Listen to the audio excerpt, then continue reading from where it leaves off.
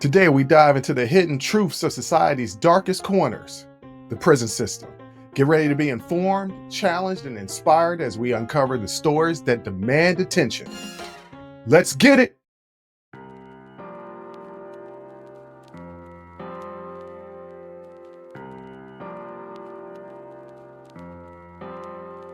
Welcome. First of all, welcome. This is Unsolicited Perspectives. I'm your host, Bruce Anthony, here to lead the conversation in important events and topics that are shaping today's society. Join the conversation and follow us wherever you get your audio podcast. Subscribe to our YouTube channel for our video podcast and YouTube exclusive content. Rate, review, like, comment, share. Share with your friends, share with your family. Hell, even share with your enemies. On today's episode, I'll be interviewing Dr. Brittany Friedman. She's the author of Carceral Apartheid, How Lies and White Supremacists Run Our Prison Systems. We're going to be talking about prisons, racism, institutional racism. But that's enough of the intro. Let's get to the show.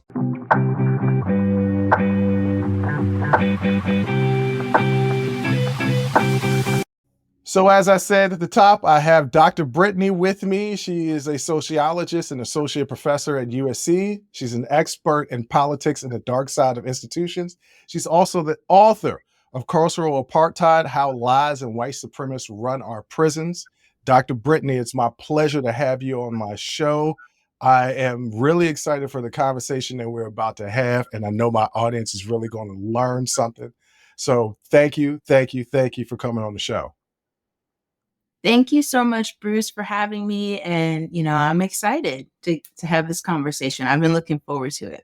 Well, I'm glad that you're excited because what we're going to be talking about is very, very important. But I want to give the audience a little background on you. So can you start from the beginning for me? Can you share a little bit about your background, your upbringing, and what kind of shaped your path? Yes. So it just depends on how far back. Like we could go back to like baby Brittany, or I'm sure people don't really want to know that far. So I will start let's start in high school. High school, I would say. College is when I really was able to come into my own and nurture my curiosity. I too also I grew up having a lot of unsolicited perspectives. So this is why this is perfect, because I used to get in trouble for pointing out things that I noticed about people, especially if I pointed out something about an elder. I would get in trouble for for commenting. So I really thrived, I think, in school because especially when I got to do my PhD, because the PhD is all about asking whatever question you want and answering it. And you're actually incentivized to go on this independent journey to figure out, different aspects of life. And I've always been curious about what people hide or what institutions try to hide. And when I read something, just like completely calling BS on it. And that's how I ended up studying California prisons. I was like, this is just, anytime I'd read something put out, especially by law enforcement, I'm like, this is completely fabricated. I can just tell. And I need to go and investigate this. So what you're saying is you have a natural ability to see through the lies. And because you can see through the lies, you kind of fixate on, well, let me figure out what the real truth is. Let me figure out what the right answer is to this question of whatever it is that they're trying to feed me that I just don't believe. Yes, I would say we all have natural inclinations, especially to our personality. And I've just always been naturally curious and trying to, also bring some levity, because there's been times in my life where I have uncovered things either in my personal life or professional life, and it just kind of took me under because it was so dark. And that's why, as we were kind of talking a little earlier, like I try to, in my regular life, have a sense of humor about just as I go about my day, because if not, some of the things that I have seen and what I write about in Carceral Apartheid, like it has put me in a dark place. And I realize that's not why I'm here. Like I'm here to, at least for myself, I'm very observant. I'm good at noticing patterns. and finding holes in what people say or what institutions say. And so that doesn't mean I have to absorb what I'm seeing, though. I can observe it and make sense of it and write about it, but I don't need to take it on so that I personally am not carrying the weight of what I see. Okay, so when you say all of these things, it kind of makes sense because my next question was going to be, what kind can you share what inspired your focus on intersection of race, politics, and the prison system? But just those three topics in and of itself are always lending us to questions and digging deeper and more. But can you just explain to us specifically, was there an instance where you're like, this is where I'm going, especially in your PhD program, that you would go and focus on these three things? And what has your journey kind of been like as you've been navigating and asking these questions of these three very, very important subjects? Well, in graduate school, I first realized that I have to study California prisons because I was just kind of flabbergasted. That's such a weird word, but it really was. Like, I was like aghast. So I was flabbergasted. I was like blown back when I when I saw that in California. I'm like, wow, all of the four major prisoner organizations that I had been reading about in society, learning, are all founded in San Quentin within a few years. Well, San Quentin and Tracy, I would say, within a few years of each other. And I'm like, how did this happen? That's an anomaly. It is that, like, all of them, and then they become these huge nationwide groups that become, criminalized in various ways, and then become what we consider security threat groups and what prison officials label as prison gangs. So I'm like, I just want to understand, how did this happen? Because one, why California? Two, why so many different groups and groups that are divided along racial lines? And then I'm like, this is so just, you see, like, as for my like curious mind, I'm like just like going down the hole, asking all these questions. Then I'm like, also, all of them have very clear political rhetoric, like clear political rhetoric, goals. So for me, I'm like, okay, I know that governments are saying these are prison gangs and we should be scared.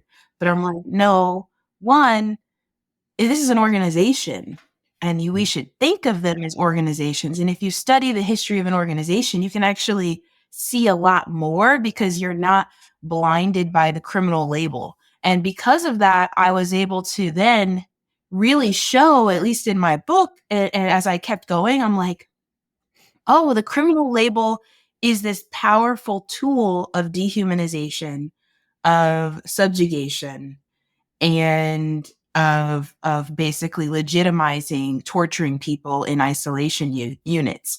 And I wouldn't have gotten there if I just believed what I read from the outset. Like, I just believed it. I had to question everything and then deconstruct it. And I'm like, oh, all these groups started as social movement organizations with their particular goals and ideologies. And then prison officials and correctional officers got involved. And that journey, that, like, it started as a student of just me asking questions, asking to make people to make introductions for me when I started to, like, get into building community in the West Coast. I was in grad school in Chicago. So I'm like, okay, I got to go out to, Cali. I have family in California here now, and I did, but still I'm like, okay, I got to take these frequent flights, you know? Right. But yeah. So was there, okay, so as you're doing your research, just you saw this kind of nexus point where it's just this California San Quentin prison where you're seeing like all of this start, but there is no connection that you personally had to California. It was just you doing research, and through your research, you stumble across, wait a minute, this is a nexus point. This is where all this kind of starts. Well, it's kind of, it's both.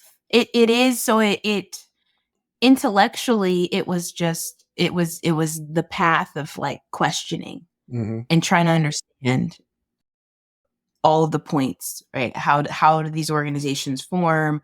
Why did they kind of like transform, or why did they begin as social movement organizations, and then the state takes such an interest in their affairs and pit them against each other in all of the racial battles. So that was my questioning.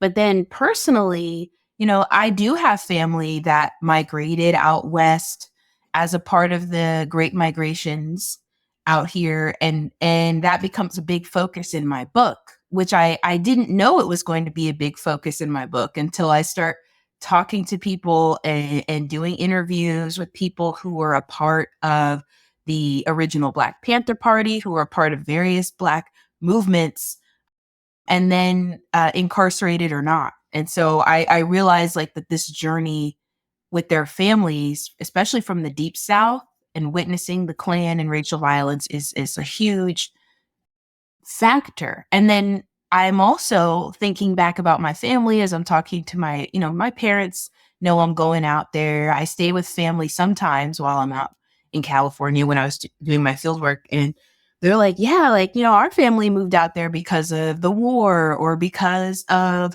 similar reasons why people left Mississippi and went, because I have family from Mississippi. And so it's just, there were these connections that I think we find being a part of the African American diaspora. Like there are these like connections of our families moving and migrating to try to flee racial violence or to looking for new opportunities or trying to create joy, like all these reasons why people are moving around the country. And that became a big thing as I was doing my work. Cause I'm like, oh, that my family did that too. And I have family all over California and some I don't really know. That's also a part of this, that the more I spend more time in California, it's like I live in LA and I have learned from my dad, like I have so much family in Los Angeles. A lot of my family's in Compton, but I don't know them. And that's something we can talk about, but it's because of like different splits in my family. Like I don't know them well. I have family in Bakersfield, like the Bay. So it's been a journey. There's been the personal journey as well as like the other aspects, and they overlap at times. So you brought up your book. So let's talk about your book. Your book, Carceral Apartheid, How Lies and White Supremacists Run Our Prisons. You shed light on hidden mechanisms within the prison system. What are some of the most startling things that you found during your research, particularly regarding institutional racism?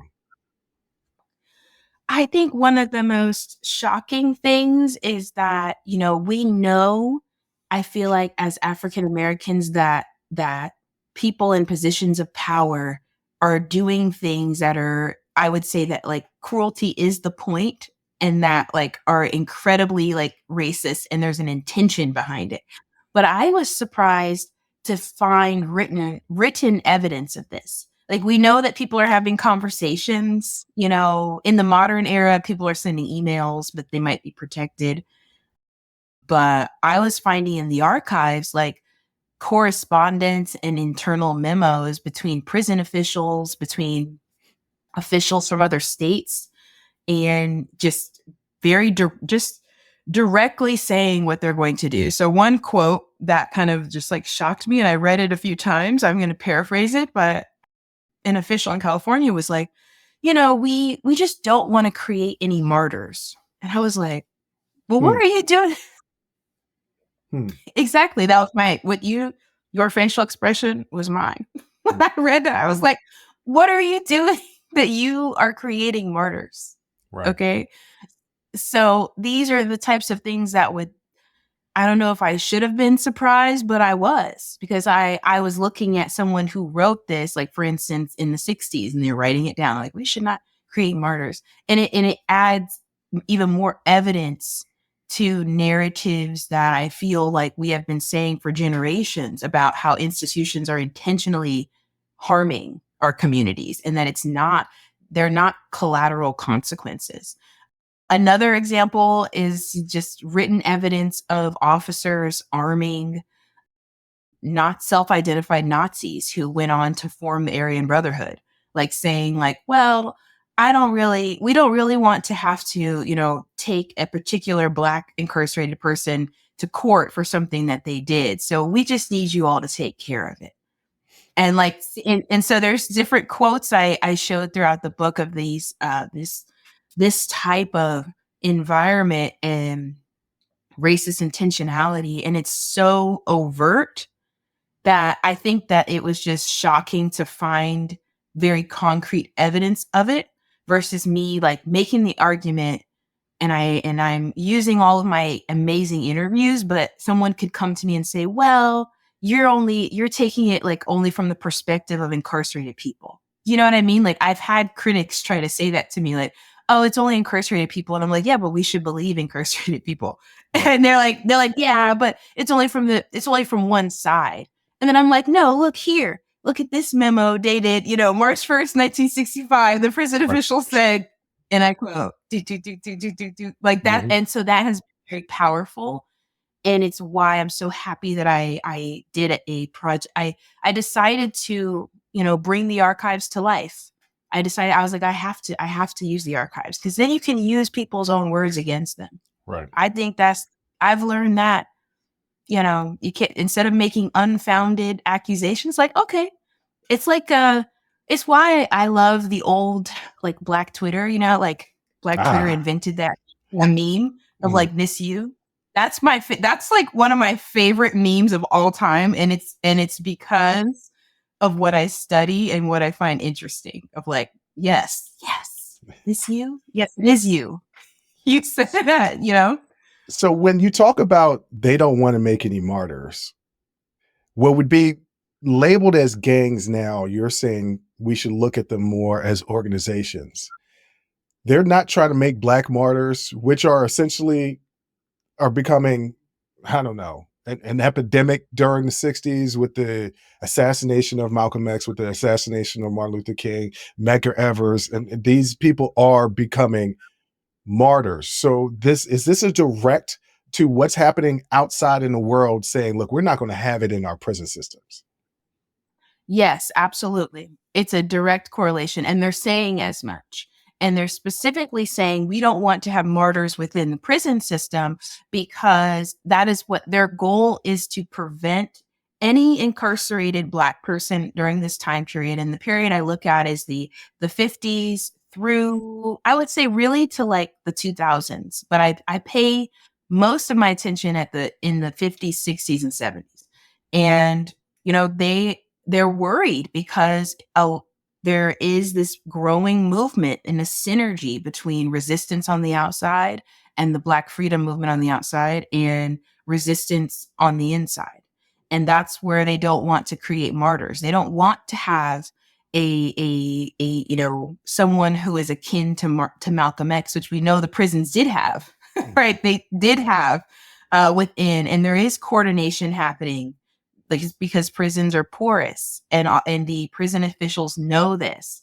And that is why they are going to great lengths to prevent knowledge about what they're actually doing and how they're torturing people. And it's why I talk about how clandestine control and the hidden nature of control is so important for us to focus on, because this quote is doing so much. It's showing evidence as well of secrecy, of like intentionally hiding what you're doing so that the public won't be upset, and so that incarcerated people won't have a person to look to be upset because of the violence against them. And we know that failed because, unfortunately, several self-identified Black militants were murdered by the Department of Corrections.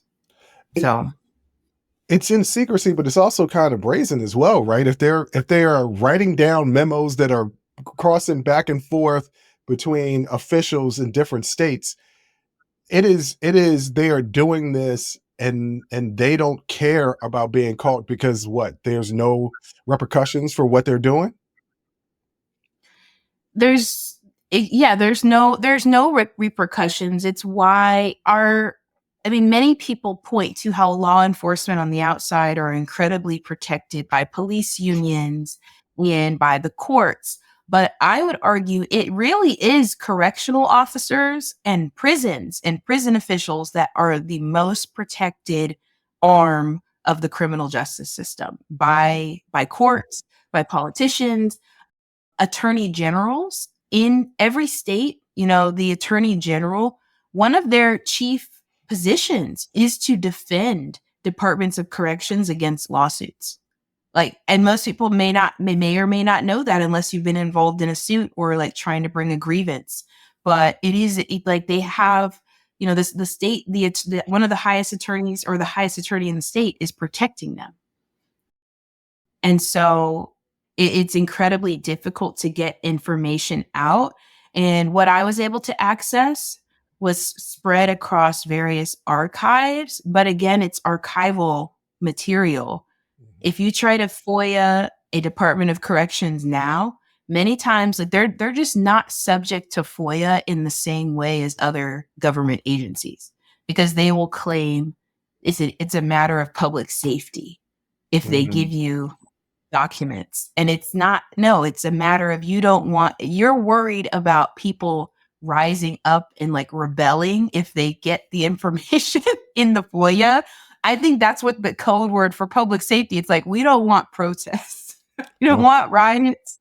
So it's a matter of public safety if we release these FOIA documents to you about what's happening right now.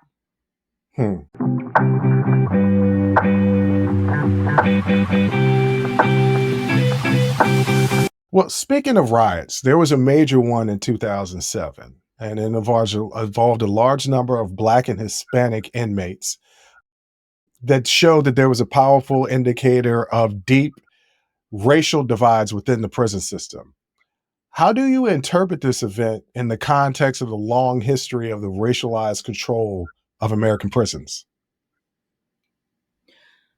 Since since the inception of prisons in the 20th century, like in their contemporary form, correctional officers have engaged in divisive racial tactics, including setting up people to be in gladiator fights that are in different racial groups, because then that creates vendettas, right? Like that creates a vendetta. Wait a minute. Hold on. Yes. You telling me that they got gladiator prison fights and they've got Black versus Hispanic and white versus Black and Hispanic versus white and all that stuff? Yes, many of these big riots, that's how they start. It's because officers set them up into fights, and then the fight takes place, and then a riot breaks out. But all you see on the news is like race riot. It's like, no, it's not. No, historically, when there's been a race riot, it is, if you trace it back, you can trace it to officers and their corruption and setting up people to fight each other, because it's a very effective tool of social control, especially in an enclosed cage environment. Like, imagine having a vendetta against another person and you're like enclosed and there's cages everywhere, right? That we think about vendettas that happen in the street like this cycle is growing and it builds and builds, and officers know that because it has worked time and again. And there's so many times in my book where I am showing that, especially Black leaders are quite effective at trying to organize people across racial boundaries for this reason, because they know that if they are able to organize people, these setups are less effective because they're building solidarity. But that's when the officers strike. Anytime you see like peace accords historically in prisons in the United States that typically it's incarcerated Black people that are at the forefront of these peace talks, officers, they use their tactic of the gladiator fights. And it's a real problem. A student of mine actually sent me today, there's a headline out. I need to read into it, but the headline she sent me is that gladiator fights, there's allegations of gladiator fights happening at juvenile detention facilities. And it's a headline from the Washington Post. in that officers, of course, are the ones setting up the fights. And usually, at least in California, they place bets on them.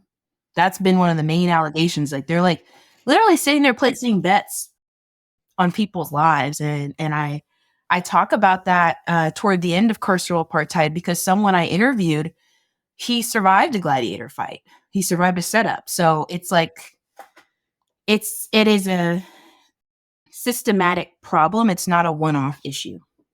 Wow. A prison fight club being instituted by the guards. Wow. To create racial division. So in your studies, you said San Quentin was like this point of where all these organizations grew. Can you tell me what those organizations were and what racial lines it's attached to each organization? Yeah, absolutely. And I think I'll kind of start as to like why San Quentin too. You know, San Quentin has like a very dark kind of evil history, which I trace in chapter 2 called Adjusting Problem Inmates, because that's what they argued that they were doing in this Orwellian way. They're like, we're readjusting people.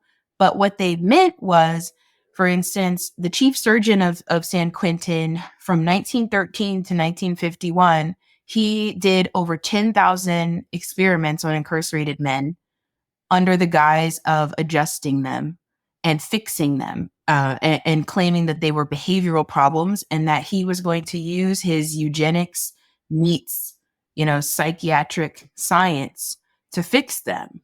And so this is why, like, it's like when we talk about the formation of these groups that comes within like a decade later, it's like this is the environment that incarcerated men were surviving within. So if we think of it in a functionalist perspective, it's like, yeah, it makes sense that you would form an organization. And especially during that particular time in American history, that your natural allies would be your racial group. When we're talking about, the 50s and 60s. And so he retires in 1951. And then a couple of years later, prison officials are like, well, we need to create a committee for the treatment of intensive problem cases. And it really, it transforms this notion of who is a behavioral problem, who needs to be isolated and treated and fixed. And who are people who are Black, who are suspected of being aligned with the civil rights movement at the time or aligned with the Black freedom movement. It could be, you could even just have like, say your loved one gave you a newspaper that's like, has a speech, maybe print or like an African-American newspaper. That's enough to get you sent to the adjustment center, which ends up being what they create.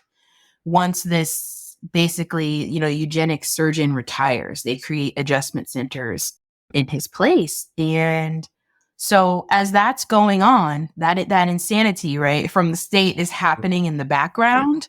Incarcerated Black people are being disappeared into these adjustment centers. They were removing people of other racial groups, but specifically really targeting the Black population and political activity. At the same time, officers are very concerned because the Black population is increasing in numbers. Before we get to like mass incarceration, the Black population was already increasing in California, like significantly during this time period. And so they start to, plot these setups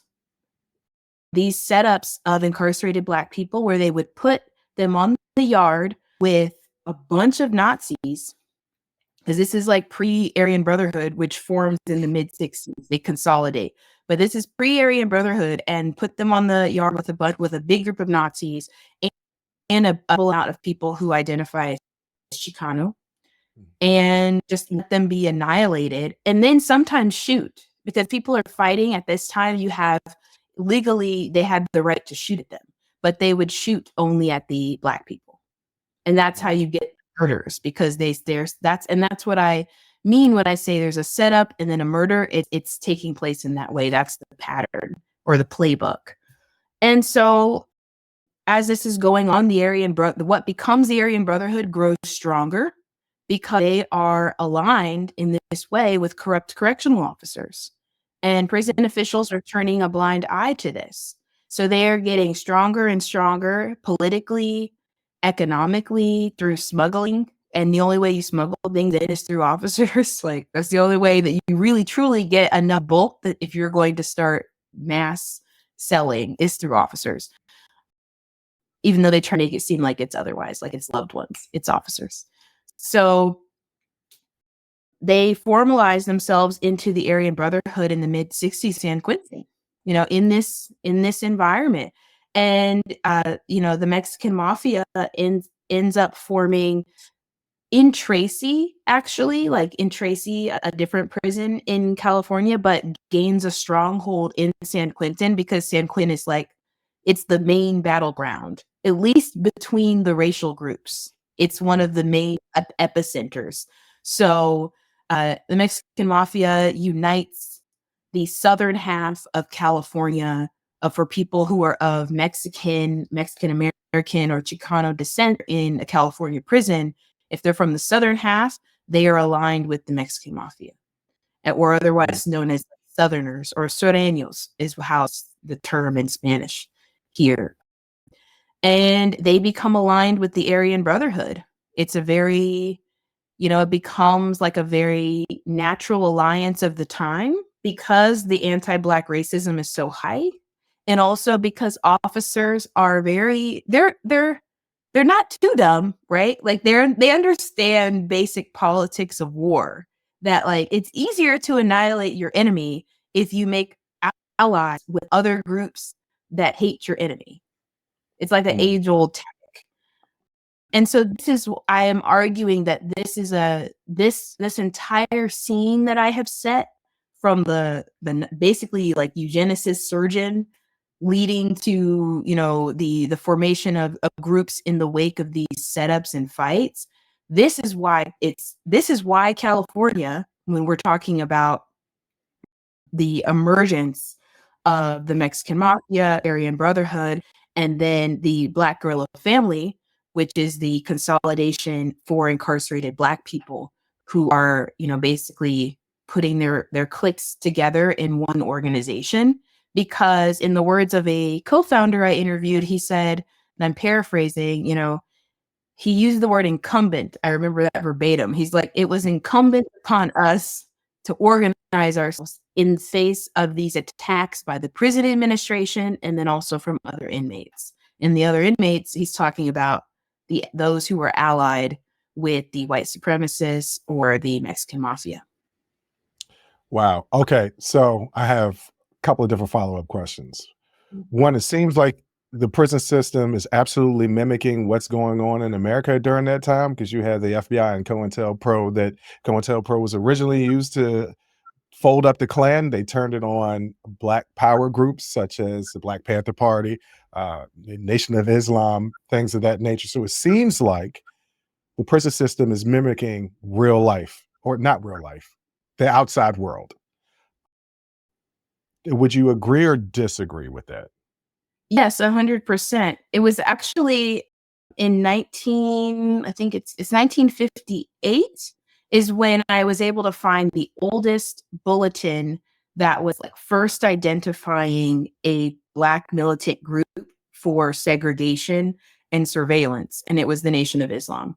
And the memo is called, Special Procedures for Muslim Inmates. And then it's outlining how the Nation of Islam they were saying that it wasn't a real religion, that they were anti-white, that they were actually racist against white people. So it's like all of the language we are hearing right now in society that is attacking DEI, that's attacking people who are simply stating just facts, truths about race, how it functions in America. The same exact thing was happening to incarcerated Black people if they were found to be a member of a group that was promoting anti-white, that's what it was called, anti-white racist ideology. And then they were surveilled. It would follow them in their file if they were ever released. That was a key part, is follow them into society. And during their incarceration, they would be removed and isolated into solitary cells in adjustment centers. And so I think there's a parallels to today that are obvious, but then a key point is, well, what is the current administration gearing up to do? Because if the first step is to call all of our major social movement gains reverse racism against white people, then the next step, at least according to my book, is to expand the surveillance infrastructure, begin spying on populations of color, and then the final step is removal and containment.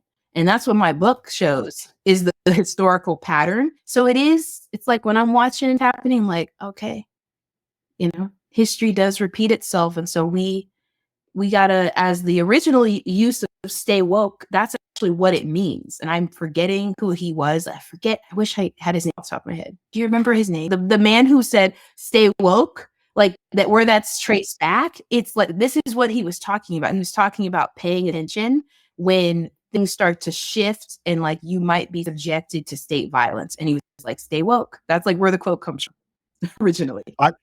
I know it wasn't. I know Childish Gambino used it, but I know he wasn't the original quote. Yes, it's like from the day. Like it's like from our elders. That's what he was talking about.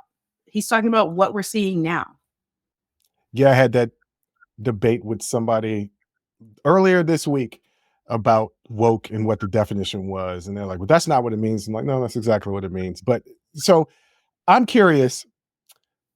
Chicano Mexican Mafia, if it had not been for the interference of prison officials and white supremacist groups like the Aryan Brotherhood, or before they were the Aryan Brotherhood Nazis, would there have been conflict between the Black prisoners and the Hispanic prisoners in the prison if it wasn't for this outside interference? I don't think there would be. And the evidence for that is, one, historically on the outside in California, law enforcement and white civilians have been, and their like white supremacist actions have been very influential in sowing division between Black and brown neighborhoods. Like that's something that's like left out when you see on the news. It's like, oh, there's a fighting in Black and brown neighborhoods in LA. And it's like, but historically, how did the fighting start? Historically, it started because white supremacist civilians who were backed by the LAPD and local police would go into Black and brown neighborhoods and literally beat I don't know if I can curse, I'll say beat the crap out of and assault people of Mexican descent and people that were African American in their communities and create infighting, like create fights. That's where it starts. Same thing in California prisons. The same, it was mirroring, because it's the same time period too, when all of these beefs are starting between neighborhoods on the outside. A lot of these beefs are also getting carried from the prison into it. So because of the Aryan Brotherhood and officers have done in fueling a racial divide between two big populations that you might think potentially could be aligned instead, when people get out, it's like they remember, no, I'm anti-Black because I'm on this side.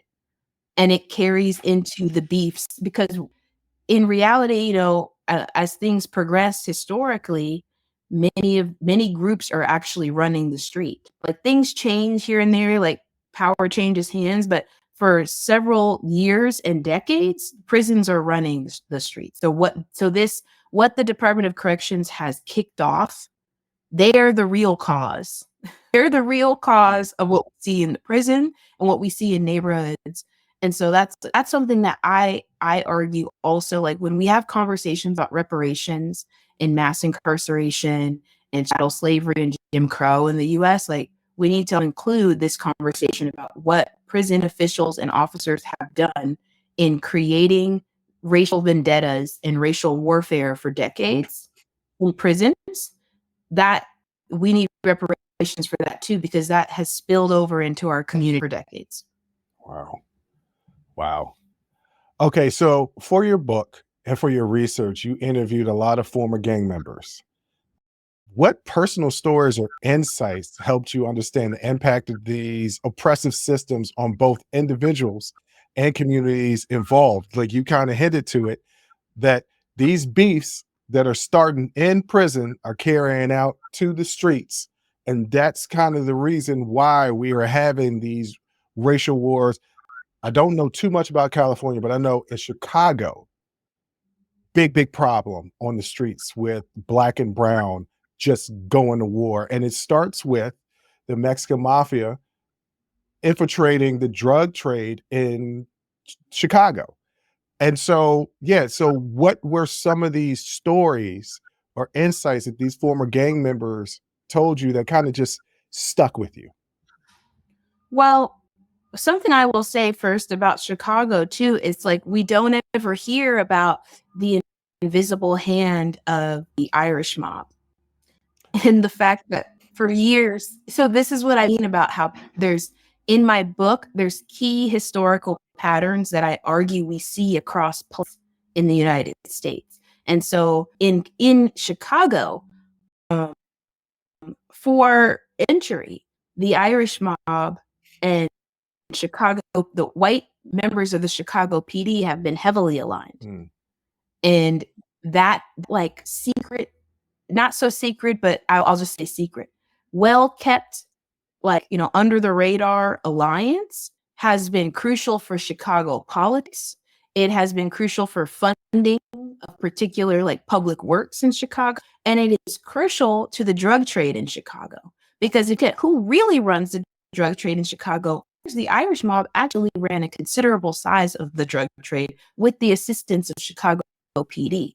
But the only is on, oh, there's infighting. It's like, well, but if you look at the bigger picture, that's why I'm always interested in like zooming out, just zoom out, kind of take the perspective of like a bird, like zoom out, look, and then think about, okay, who benefits from what I'm looking at? Well, in Chicago, who benefits when there's infighting between the different street groups of color? So same thing, you know, and it's like, and people are like, you shouldn't say that out loud. I'm like, that's what I mean. Like, I've been told that my entire life. You should not say that out loud. But it's I just think to myself, but it's very obvious. Like, doesn't it bother you to just like see that and then like move forward like you didn't see it? Some people aren't bothered because, and we'll get into that later, but some people aren't bothered because it doesn't really affect them. A lot of people, when it doesn't affect them, they say, you know, what's the difference? But the difference is destroying communities, and then it actually does affect you.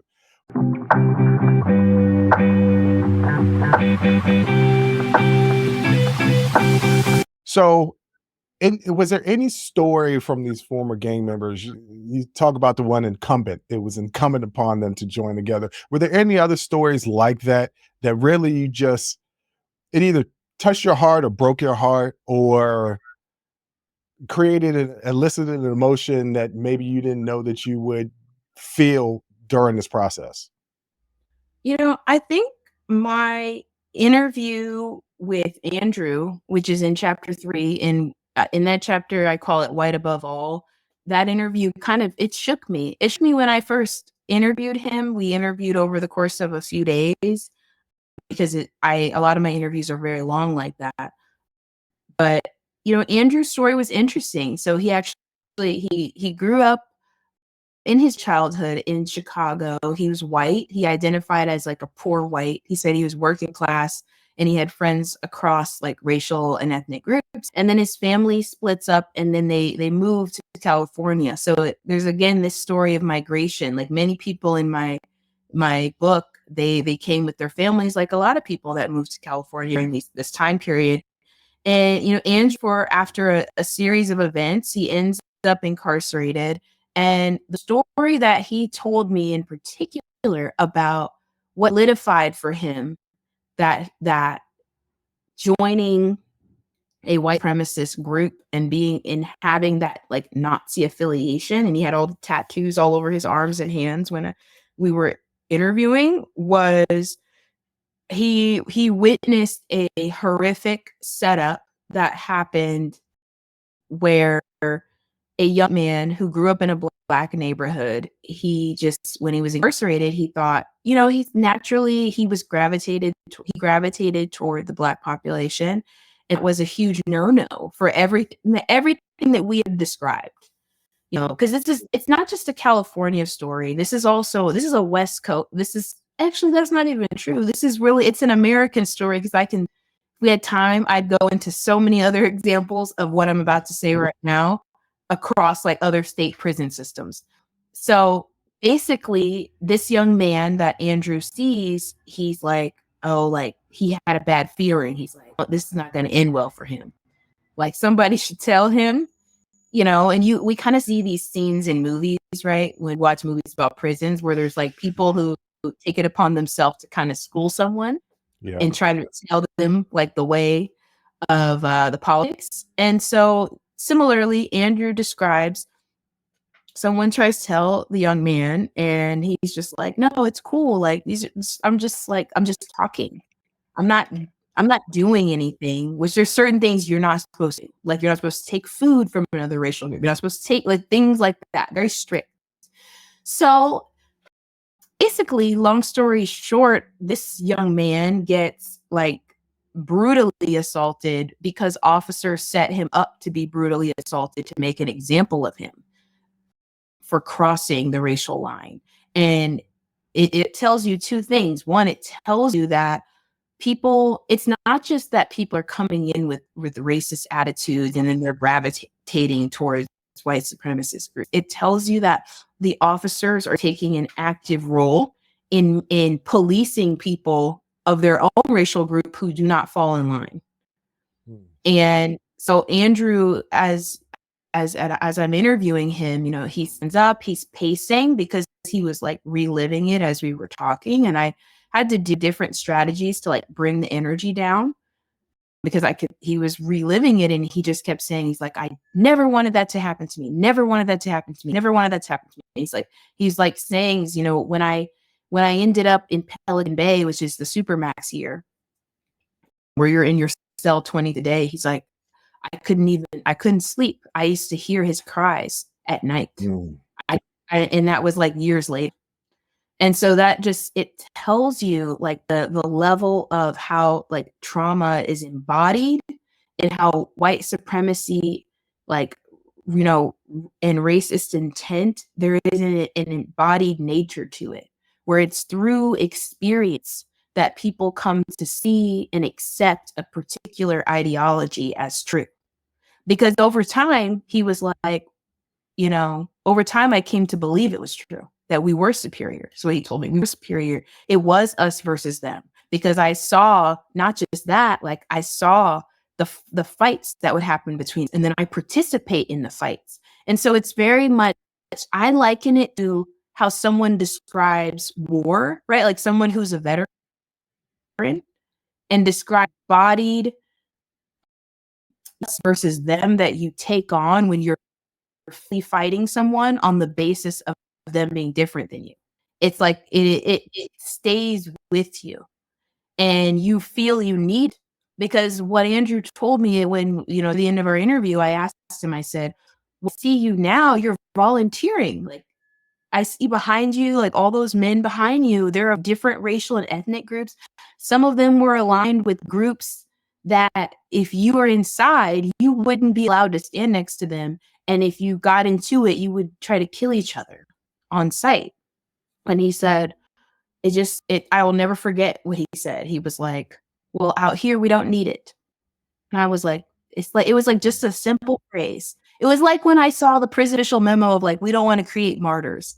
Like, there's these key moments in writing my book when the puzzle piece, the missing piece would just be added. And when Andrew said to me, I'm like, yeah, that's what it is. It's like, that's it. It is created intentionally. And that's the world that they have to live in order to survive. Mm-hmm. Yes. So with Andrew now, and during that interview, because you said during the process of being incarcerated, he started to believe it. And now he's able to just be around people from different walks of life and not immediately get into it because he doesn't have to. Does that mean that his ideology changed back to what he was before going into prison? Or does he still hold some of these beliefs that he is a part of the superior race?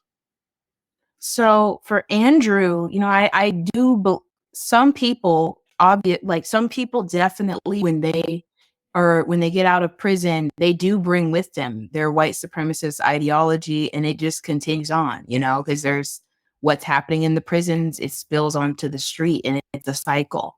But with Andrew, what I found interesting is that during the later part of his incarceration, he got involved with an organization for lifers.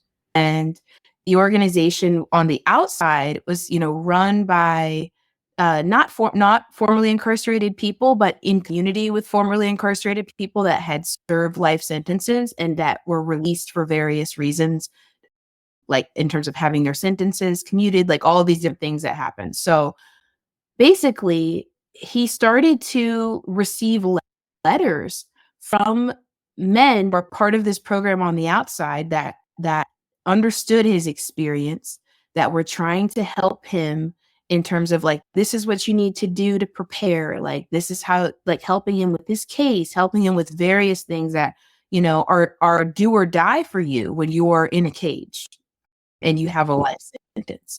So he was saying, he's like, they didn't have to help me. They didn't have to help me. Like, he's like pointing back to someone. He's like, he was like, when he was on the street and when he was inside, like he was a blood. Like they're like a sworn enemy of us.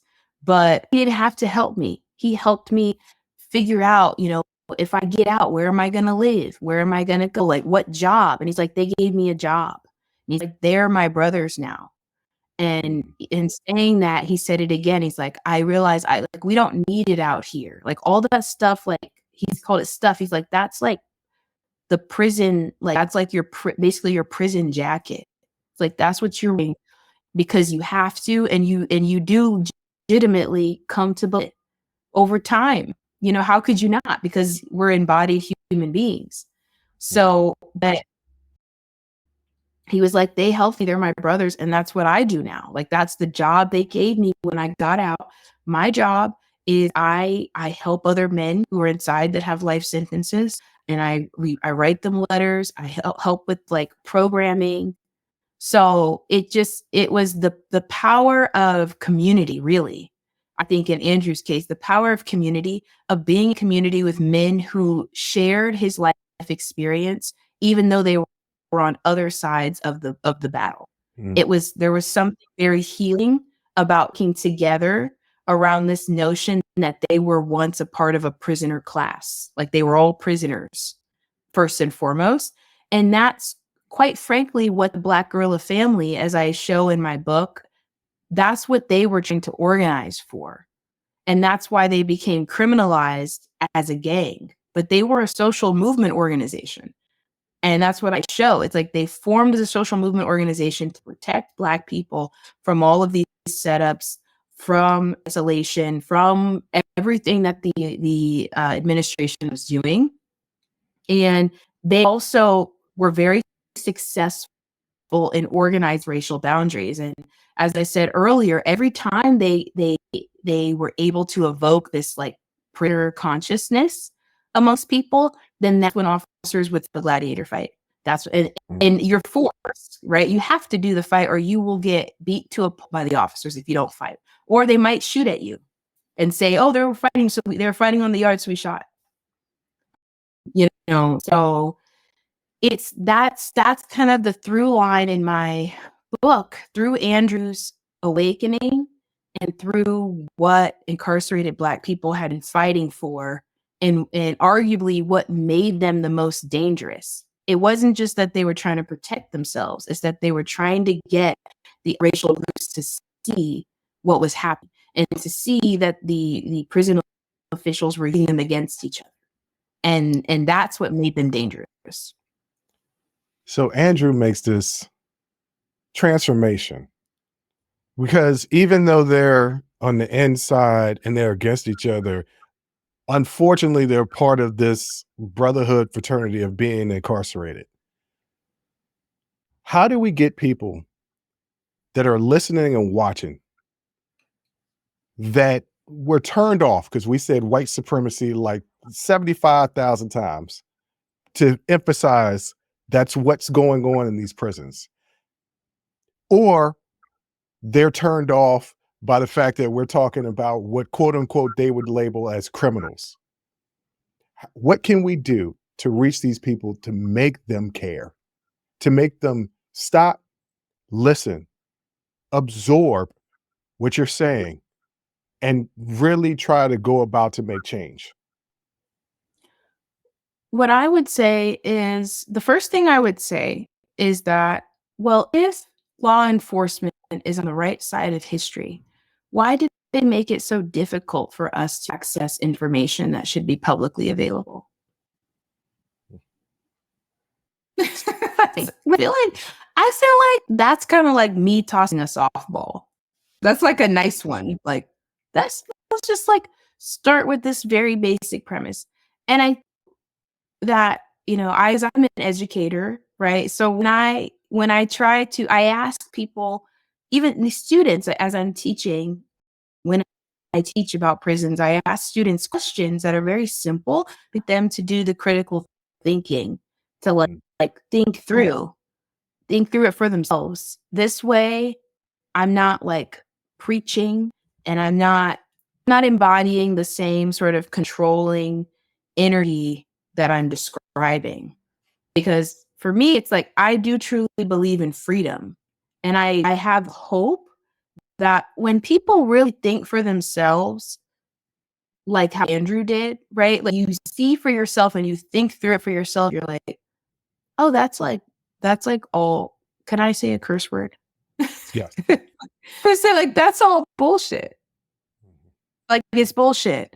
You know what I mean? And so I think it's why being able to, if people are able to talk, uh, have conversations with people, because then they start to break down their own. They realize that they're just in like a big illusion. And that's how I approach things is, if somebody comes at me all like, well, you said this, and this, and that. These are just violent criminals, this and that. And then I would say, well, what do you think about the fact that, like, there have been this many officer setups where the officers are setting people up to be raped or to be killed?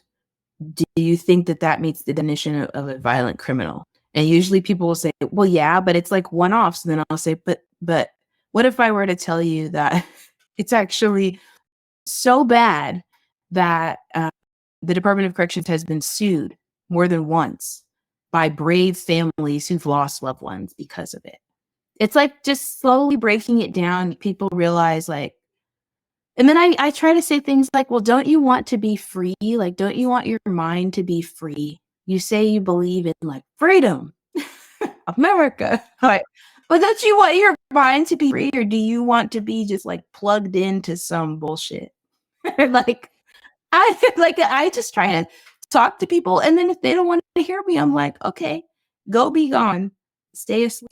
Not Bye. go be gone. Not go be gone. I talked to you. I tried. I could tell that you're still asleep, like in the Matrix. Like you took that by. Okay, good. And I'm over here with Morpheus.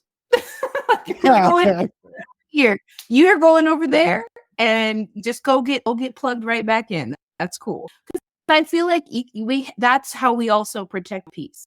You do what you can. Mm, Can't force people. I think Andrew shows that people have to come to the conclusion for themselves. People have to free themselves in sense of like people who are racist, like they have to free their own mind from that shit. mhm. That's what I like. They have to free themselves. We can't do it for them. Free your mind and the rest will follow. That's what En Vogue said. Okay, Dr. Britt, what changes do you believe are essential for dismantling these oppressive systems? And what steps can policymakers and activists take to create a more just and equitable institutions? The first thing is we have to abolish the Prison Litigation Reform Act. And a lot of people don't know what it is, and that's on purpose. So, Mm, yeah, it's on purpose because the Prison Litigation Reform Act, basically, it came about in 1996 at the federal level.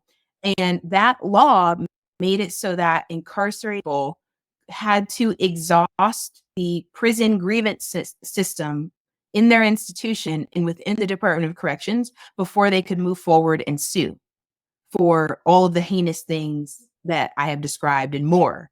And what that did is, if you look at a map of it, I'm going to pull it up for myself. So leading up to that passing, the reason this was passed is because the prisoners' rights movement, which really sees its heyday from like 1970 to about like, the early 90s,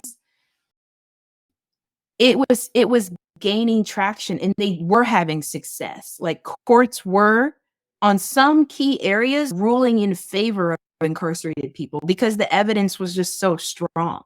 What this law did is it slammed the courtroom door, as like prison policy calls it. If you look at prison policy as an amazing, and it's free to access infographic, which shows the lawsuits are like rising. And then when that law happens, it just completely goes down. So it just slammed the door and made it so people have to ask their abuser and go through their abuser's policies before they can try to say, like, go before a court and say, this is what the Department of Corrections did to me.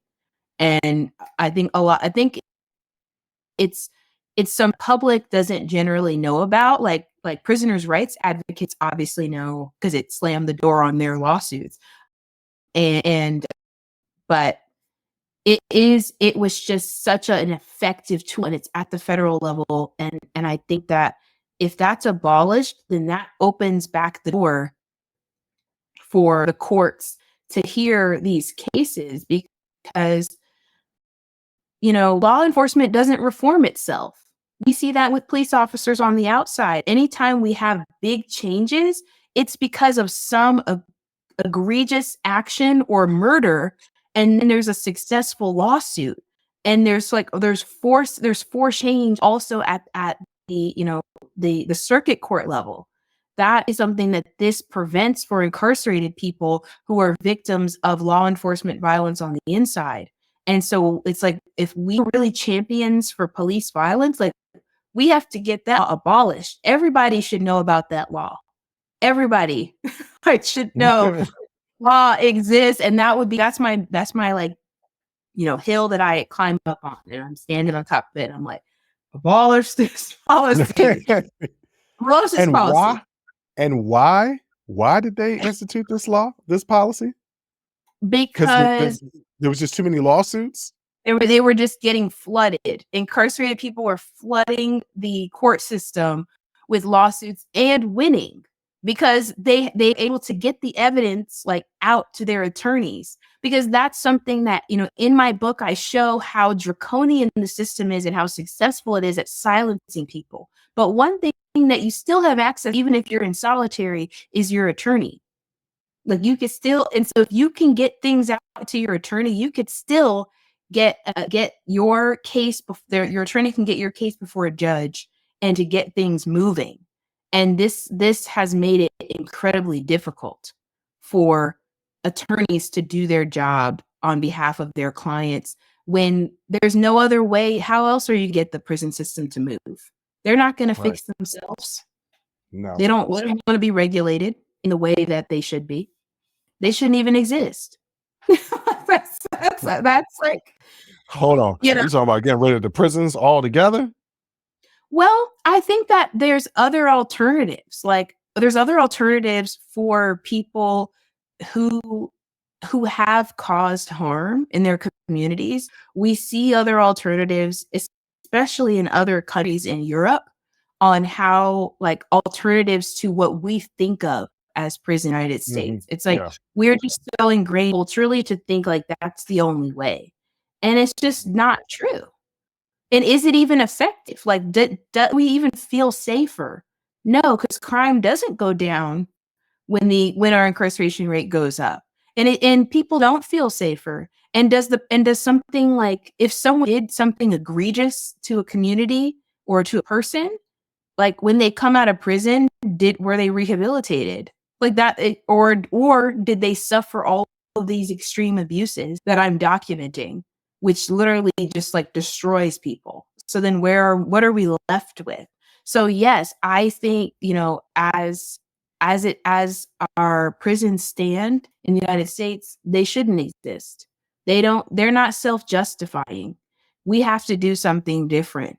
And, I stand by that because there's proven evidence. People have been for the past several years studying alternatives that are successful. It's just our prisons make too many companies so much money.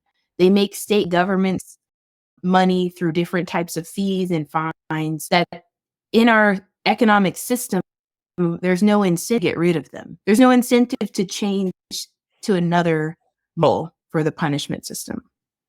Yeah. I can't remember if I saw it. It was Norway or Sweden, Denmark. It's one of those places where their prisons were just basically like dorm rooms. And they send their violent criminals there, but dorm rooms.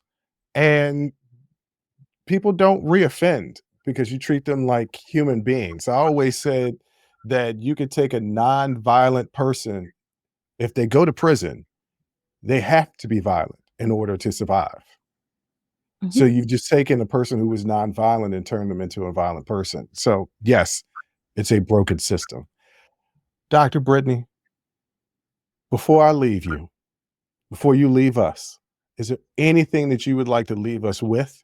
Because you've given us so much already, so much to chew on, so much that we learned from this conversation. Do you have anything else or any parting words for me and my audience? I would like for people to leave with a sense of hope despite all of the darkness that we described. And the reason I say that is because this system of control of carceral apartheid, it's designed to kill the human spirit, and it's designed to thrive off of chaos. And that's what we're seeing now in our society. And so it is our job to document what we see and to maintain the evidence of what we see so that it can be transformed, not so we can absorb it and become overwhelmed, because that's what they want. So I would like to leave people with hope and think about, look in your own families, in your own communities, or if not, look to history, even yourself. We are resilient people. We have survived so much, and we continue to organize, create, innovate, build joy in spite of this. So if we hold that vision, we can continue to create the alternative communities that we've been doing for generations, right? Every generation has people who they left the system and they created their own community. And I think that hope is what we have to maintain, because our hope, that's the currency to move us forward. Like true hope, true joy, that allows us to resist and then create alternatives. And that's what I would like for people to be left with, and think about, what can you do? Like, what gift do you have that you can bring? Because we all have gifts. Otherwise you wouldn't be born. Everybody is born gifted. That's why I don't like that phrase gifted and talented or whatever. That's just like some like European colonialism rhetoric, actually. But we won't get into that because I can be long-winded. But yeah, because I don't agree, because I am gifted and talented. No, yeah. But I mean, like, given the right watering, if you think of human beings like plants, which I do because I love plants. So it's like, with the right watering, right soil, everybody's gifted. Everyone has a particular gift. And that's what I'd like to leave us with. Like, what is your gift, right? For you, Bruce, obviously, like, you're a connector, like an ear and intellectual, and you use your voice. I also use my voice, and I'm an observer. I think that everybody has something. So I love that. Dr. Brittany, thank you. Thank you once again for coming on the show. This was a really dope conversation that I know I definitely learned, and I know my audience will definitely learn from it as well. So thank you for coming on the show and just blessing us with your knowledge. thank you. I appreciate you, Bruce. And you brought out my like joking side, even in the midst of this. So thank you. Hey, we talk about serious stuff, but you got to have a laugh every now and then. Smiles and cries. That's what Denzel said in Training Day. Not an LA rescue. I got to keep throwing them out there. Once again, I want to thank Dr. Brittany for coming on the show and enlightening us with all of her research and her work into how the prison systems are institutionally racist. Some of this stuff I learned about today, it kind of blows my mind. I didn't know they were having Gladiator stuff in prisons. Like, I don't know, most of y'all might be too young to remember, but there were these movies that came out back in the day called Penitentiary. Penitentiary 1, 2, and 3, where they had like boxing fights and fights and stuff like that in prisons. I didn't really think that stuff was real. Come to find out, this stuff was real. Like, it came from somewhere. It wasn't like somebody came up, idea, let's have gladiators in prison. No, it came from somewhere, and it came from real life. And that's just absolutely crazy when you think about it. But before I wrap up, before I conclude, I just want to extend something out to you guys. I want to ask you guys a question, or leave you with a question. If our prison system is intentionally dividing and dehumanizing people, how can we as a society continue to turn a blind eye to it? Today, Dr. Brittany basically broke down everything that was happening and gave us a stark reminder of how these systems are actually broken and how they're functioning exactly how they were designed, right? Like, they're broken, but absolutely functioning exactly as they were designed. And stories like Andrew give me hope that just because there's division that's being created in these prison systems doesn't mean that necessarily it's going to reach to the outside, but we still got to find a way to fix the system so that these divisions aren't created in the first place. Because, as Dr. Brittany pointed out, the streets follow prison. So what's going on in prison happened out in the streets. And I mean, anybody that's grown up in any project or any rough area, trailer homes, whatever they have, any poor area, you know what's happening in prison is going to happen in the street. There's a whole television show based on this. The mayor of Kingstown, watch that show. What happens in prison determines what's happening in the street. That's real life. So once again, I pose a question. If you didn't know about this before, you know about this now, what are you going to do? Are you going to turn a blind eye to everything that's going on? Or are we going to work towards building a society that's rooted in justice and not division, or no longer be rooted in division? That it be rooted in justice. And let's remember, prison is a punishment, but you're supposed to be rehabbing who you are as a person. You're supposed to be getting better. And as the conversation between me and Dr. Brittany alluded to, nonviolent people can go into prison and they become violent because you have to adapt to your environment or you get swallowed whole. So are we creating more violent people by sending them into prison? Yeah. And without the programs necessary to help them have a better life when they get out? What do you think? You think that violence just stops there? Once again, what happens in prison goes to the streets. So you might think that this does not affect you, but it absolutely does. So just think about it. Really, just think about it. And on that note, I want to thank you for listening. I want to thank you for watching. And until next time, as always, I'll holla. Whew, that was a hell of a show. Thank you for rocking with us here on Unsolicited Perspectives with Bruce Anthony. Now, before you go, don't forget to follow, subscribe, like, comment, and share our podcast wherever you're listening or watching it to it. Pass it along to your friends. If you enjoy it, that means the people that you rock will enjoy it also. So share the wealth, share the knowledge, share the noise. And for all those people that say, well, I don't have a YouTube. If you have a Gmail account, you have a YouTube. Subscribe to our YouTube channel where you can actually watch our video podcasts and YouTube exclusive content. But the real party is on our Patreon page, After Hours Uncensored and Talking Straight-ish. After Hours Uncensored is another show with my sister. And once again, the key word there It's uncensored. Those are exclusively on our Patreon page. Jump onto our website at unsolicitedperspectives.com for all things us. That's where you can get all of our audio, video, our blogs, and even buy our merch. And if you really feel generous and want to help us out, you can donate on our donations page. Donations go strictly to improving our software and hardware so we can keep giving you guys good content that you can clearly listen to and that you can clearly see. So any donation would be appreciative. Most importantly, I want to say thank you for listening and watching and supporting us. And I'll catch you next time. Audi 5000. Peace.